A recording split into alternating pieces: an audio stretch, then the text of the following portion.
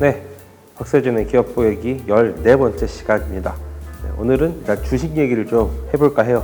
여러분 혹시 주식 하시는 분들 있으시죠? 많으시죠? 있으시다면은 저랑 같이 조금만 울고 시작합시다.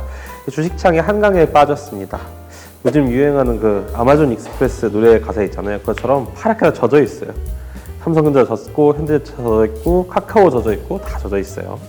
근데 지금 제가 몇 개의 주식을 얘기를 했는데 이 회사들만 그런 게 아니죠. 요즘 전반적으로 주식시장이 상당히 좋지가 않습니다. 실적이 좋아도 주가 상승으로 막 이어지는 것 같지는 않아요. 실제로 삼성전자는 실적이 꽤 좋았는데도 주가는 아직도 6만 원대에 머물러 있죠. 뭐 주식 떨어지는 거야. 이유는 많죠. 뭐 미국 연방준비위원회가 금리를 올렸으니까 뭐 주식 같은 투자 상품보다는 현금을 쥐고 있으려는 사람들이 많아진다. 뭐 이런 얘기 있습니다. 뭐 근데 이제 떨어지는 주식 상황에서 주식창을 보고 있는데 이런 얘기 귀에 전혀 안 들어오잖아요. 저도 사실 떨어지는 주식창 이거 보고 있으면 당장 그 회사 찾아가고 싶습니다. 가가지고 이렇게 드자비하면서 어떻게든 좀 대책을 내놔봐 라고 하고 싶죠. 근데 이게 그러면 안 되잖아요. 근데 이러는 와중에 이 떨어진 주가에다가 좀 책임을 져보겠다라는 회사가 나타났습니다. 이제 경영진이 직접 18억 원어치의 자사주를 매입하면서 이제 주가를 좀 이렇게 부양을 해보겠다라는 거죠. 벌써부터 감동이 밀려옵니다. 그죠? 근데 투자자들의 반응 엄청 차갑습니다. 오늘 들여다볼 회사가 바로 여기에요. 카카오페이입니다. 이게 뭐 오해의 소지가 있을까 봐 이거 이야기를 하고 시작할게요. 이게 저번 주는 카카오 모빌리티, 이번 주는 카카오페이, 카카오만 터는 거냐 이렇게 얘기하실 수 있는데 아닙니다. 저 카카오 되게 좋아합니다. 톡톡 카카오톡 쓰고 음악도 멜론으로 들어요. 네, 김범수 회장님 사랑합니다. 사족은 여기까지 하고, 투자자들은 왜 카카오페이 경영진이 자사주를 매입하는데도 차가운 반응일까요? 이걸 이해하려면 사실 작년 말을 봐야 돼요. 카카오페이 작년 말에 실적 어마어마했습니다.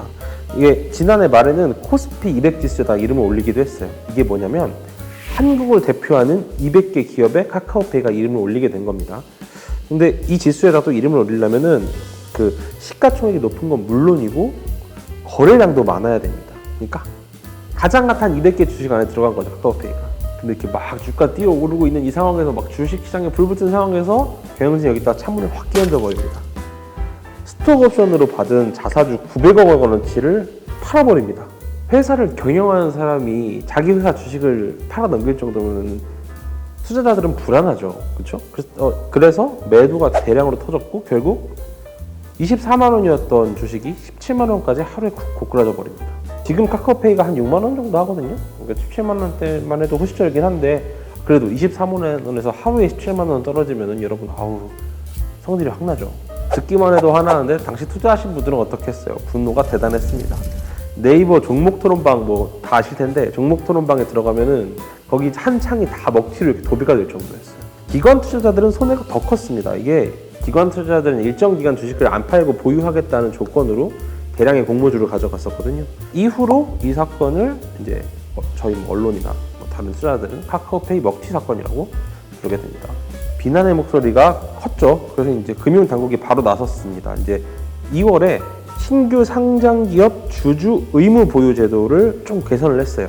원래는 이제 상장 이후에 뭐 파는데 지장이 없었는데 상장 이후 6개월간은 스톡옵션을 보유해야만 합니다. 못 팔아요, 주식을. 소 잃고 외양간을 고치는 격이긴 한데 어쨌든 외양간을 고치긴 했잖아요. 이제 카카오페이 측도 정리에 나섰습니다. 그 카카오가 계열사 주식 매도 규정을 고쳤거든요.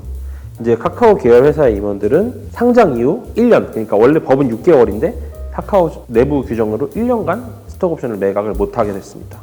그리고 이 사건에 대해 책임을 진다는 의미로 당시 카카오페이 대표였던 류영진 전 대표도 사임을 했습니다. 근데 사실 이런 생각이 제일 먼저 들어요. 아니 금융회사 대표라는 사람들이 그렇잖아요. 한 번에 주식을 대량으로 팔면 주식이 떨어지고 회사에 문제가 생길 거라는 걸 모를까요? 아니 주식 이제 막 시작하는 사람들도 충분히 알만한 사건이잖아요. 이거 당연히 모를 리는 없죠. 얼마나 똑똑하신 분들인데요. 근데 당장 이렇게 대규모 매각은 뭐 카카오 측도 원하는 게 아니었을 거고요. 근데 왜 주식을 이렇게 팔았을까요? 증권업계에서는 카카오가 허락을 했을 거라고 봅니다. 이게 절세를 위해서 아마 스톡옵션을 정리를 했을 거라는 분석이 제일 지배적인데요. 이게 현행법상 시가총액 10억 원 이상의 주식을 보유를 하잖아요. 그러면은 스톡옵션으로 주식을 사고 팔 때 살 때 팔 때 다 세금을 내야 돼요. 이게 스톡옵션을 주식으로 바꿀 때 이게 차익의 45% 차이를 세금으로 냅니다. 근데 이제 10억 원 이상 주식을 보유하고 계신 분들은 이 주식을 다시 현금화할 때 33%의 차익에 대한 세금을 또 냅니다. 그러니까 뭐 세금이 엄청 크죠. 근데 이 주식 보유 기준을 어떻게 잡냐? 해마다 새로 잡습니다. 그러니까 이제 2022년이 밝기 전에 보유 주식이 총 10억이 되지 않게 팔아버리면 세금을 확 줄 수 있는 거죠. 이래서 아마 카카오페이 측 임원들도 대량 12월 달에 갑자기 매매를 한 게 아닐까라는 게 증권업계의 분석이죠. 자기 세금 줄이자고 할 때 투자자들이 손해를 받지 않습니까? 그래서 카카오페이 측도 책임을 지겠다면서 이번에 제가 아까 앞에 설명드렸다시피 2월에 18억 정도 다사주를 매입을 했잖아요. 그리고 매입한 다음에 여기서 생기는 차익은 전부 기부, 사회 환원한다고 이야기를 했어요. 그러니까 뭐 책임을 지겠다라는 그림이긴 하죠. 근데도 투자자들은 냉랭해요. 믿을 수가 없어. 왜냐면 류영진 대표가 옛날에 그랬거든요. 먹튀 사건 생기기 딱 한 달 전에 금융 소외계층을 위한 서비스로 세상을 널리 이롭게 하겠다면서 막 이제 카카오페이의 포부를 밝혀요. 그리고 한 달 뒤에 900억어치 주식 팔아버리고 뭐 대표 그만두시고 본인은 이제 큰 돈을 버셨죠. 이게 사실 카카오페이 먹튀 사건이 문제가 되는 게 카카오페이만의 문제가 아닐 수 있어서 그래요. 이게 신생 대형 그룹들은 엄청난 스톡옵션들을 가지고 있잖아요. 처음에 창립 멤버들 스톡옵션 엄청 갖고 있을 거 아니에요. 근데 이게 상장을 한다. 그리고 10억이 넘어갔다. 그럼 이런 일은 매년 발생할 수 있는 겁니다. 당장 카카오페이도 마찬가지예요. 당장 내년에 또 실적 호실적 돼서 주가 뛰어오르면 또 이렇게 한번 절세를 위한 정리에 나서겠죠. 그럴 때마다 손해는 투자자들이 보게 되고요. 또 이게 법상으로도 문제가 없어요. 아까 6개월만 보유하면 된다고 그랬잖아요. 1년만 보유하면 된다고 했고 어쨌든 그 시간이 지나고 주식에 문제가 생길 때마다 이런 일들은 계속 생길 것 같습니다. 이제 매해 말 비슷한 소식이 또 이렇게 또 주가 떨어진다 이런 얘기가 들릴지 모르니까 매해 말에는 우리가 또 이제 주식을 좀 이렇게 멀리하고 사들이는 걸 좀 멀리해야 되지 않을까라는 생각이 듭니다. 박세준의 기업 부객, 오늘은 카카오페이 이야기를 준비를 해봤는데요. 카카오페이 얘기는 오늘 다 여기까지 하고 제가 저번 주에 말씀드렸죠. 그 카카오 모빌리티 개인정보 이전에 관해서 다시 설명을 드린다고 제가 변호사님 답변을 받아왔습니다. 이게 개인정보 보호비라는 그 국가기관에서 같이 개인정보 보호 법안 그다음에 이런 것들을 좀 만드셨던 변호사 이슬이 변호사님의 그 의견인데요.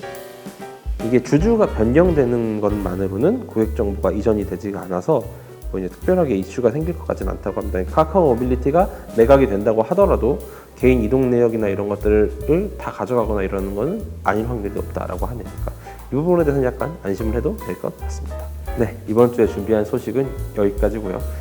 그리고 저희 뭐 아무래도 뭐 이런 주식이나 뭐 이런 이슈도 주로 하지만 뭐 갑질 회사에서 뭐 이런 일 있었다 이런 거 있으시면 제 메일이나 이제 메일은 뭐 나중에 제가 이따 남겨놓을 텐데 메일이나 뭐 저희 유튜브 영상 댓글로 달아주시면 저희가 또 그 건에 대해서도 자세히 취재해 보도록 하겠습니다. 아무튼 연락 많이 주시고 그럼 오늘은 이만.